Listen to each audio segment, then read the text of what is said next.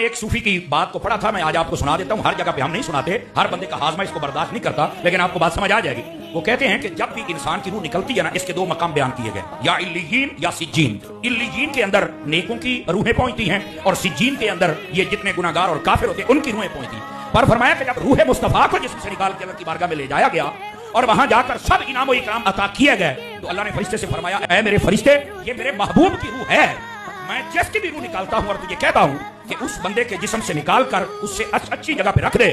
میرے محبوب کی روح ہے، اب کائنات میں جگہ دے جو میرے محبوب کے جسم سے اچھی ہو، وہاں رکھ دے. وہ فرشتہ روح مصطفیٰ لے کر جنت میں گیا تو کہنے لگا یہ جنت بھی مصطفیٰ کے جسم سے اچھی نہیں ہو سکتی، اعلیٰ نہیں ہو سکتی. وہ بندہ عرش پہ گیا تو فرمایا یہ بھی اعلیٰ نہیں ہو سکتا. وہ زمین پہ آئے، وہ بھی اعلیٰ نہیں ہو سکتا. وہ آیا، اس نے روح مصطفیٰ کو جسم مصطفیٰ میں رکھ دیا.